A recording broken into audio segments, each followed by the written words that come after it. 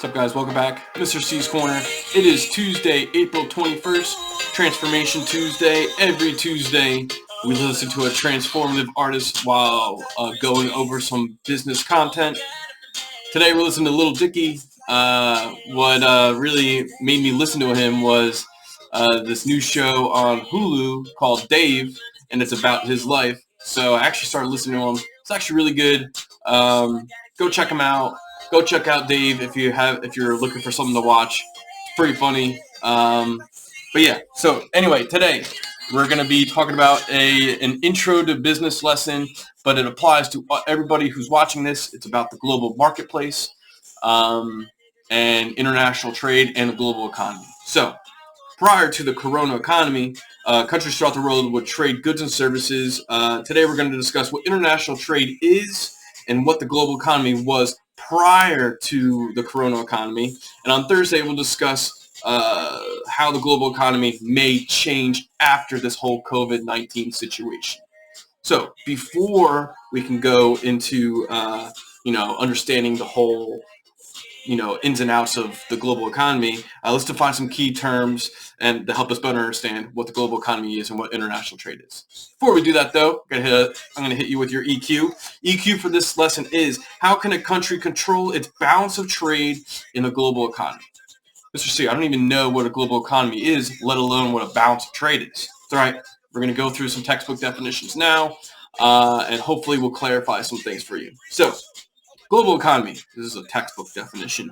The interconnected economies of the nations of the world, right? So they're interconnected, or they rely on each other to a certain degree, right? The U.S. trades with Canada. Canada will then trade with Mexico. Mexico will then trade with, Australia. Australia will go and trade with, Germany. Germany will then trade with the U.S., right? We're all interconnected.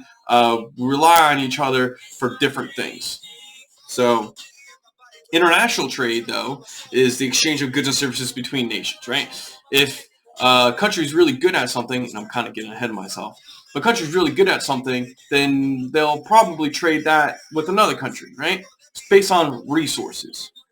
So the main idea is trade allows countries to meet their individual wants and needs, as well as to help their own economies, right? Hitting my people in my country need something, but I don't have the resources to produce that thing. For an example, the U.S. U.S. can't grow, let's just say bananas. The U.S. can't grow bananas as fast as the people want it. So they trade with a country that does specialize in that. Let's just say it is, Brazil. I'm thinking of a South American country. So the U.S.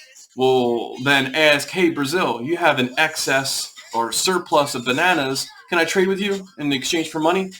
That's how it works. So anyway, international trade has increased because more countries specialize and offer their goods and services to other countries, right? So your first question is, remember, put your responses on Schoology. Your first question is, so what goods and services do you think the U.S. specializes in? Put your answer on Schoology.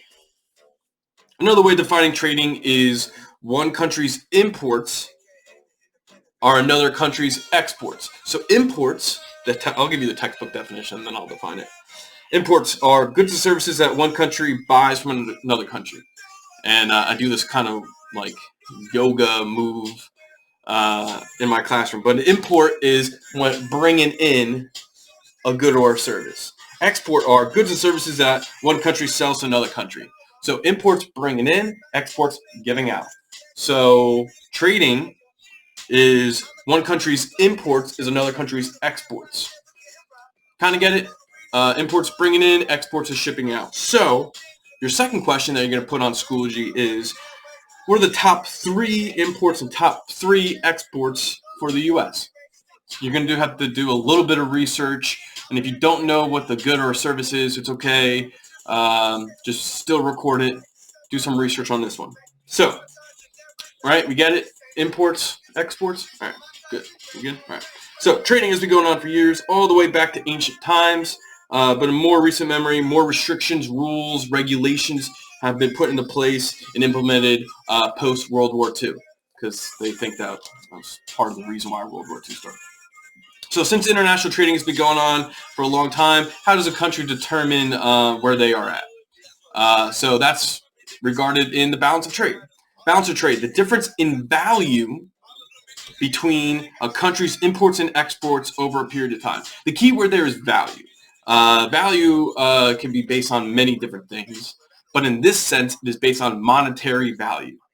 And we're going to dive a little bit more in regards to monetary value in currencies on Thursday, because how do we determine monetary value? The dollar is this, where the yen is that, but they aren't the exact same.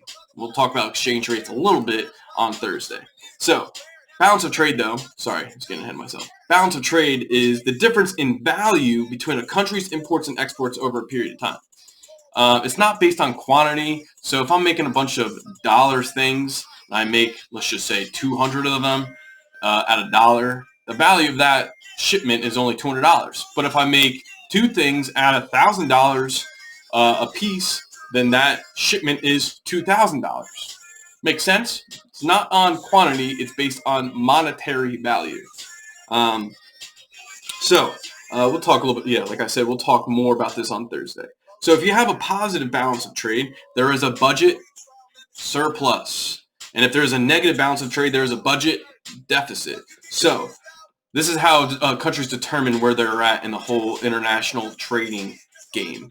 Budget surplus is a country exports more than it imports, and a balance deficit is a country imports more than it exports. So budget surplus is I am sending out more than I'm taking in. Make sense? I'm sending out more than I'm taking in. And the opposite is true for a deficit. A deficit is I'm bringing in more than I'm sending out. Make sense? Basically, if you have a budget trade deficit, you rely on other countries in order to meet the individual needs of your people in your country. But trading is good. I mean, there's only so many resources here in the U.S., and we rely on other countries in order to fill our needs and our wants. Makes sense. Like coffee. Like we run on coffee, but it's very hard to grow coffee in our climate. Make sense? Okay, great. Brief recap. Let me restate your EQ. Hopefully we can answer this by now. How could a country control its balance of trade in the global economy? Right? Think about trade deficit and trade surplus. We talk about what global economy is, interconnected economies of the nations of the world. International trade is the exchange of goods and services between nations throughout the world. We understand what imports and exports are. And balance of trade is the difference in monetary value between a country's imports and exports over a period of time.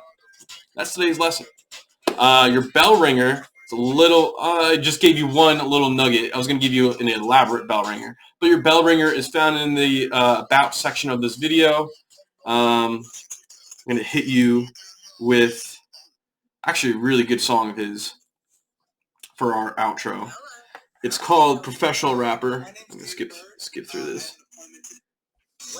And he actually, listen to it, he actually makes some really good marketing points about it. He mentions a target market. So it's actually pretty great. Anyway, put your responses and your answers on Schoology. Check the bell ringer. And tomorrow we'll go into a blue chip. We'll talk about blue chip stock. See you guys tomorrow.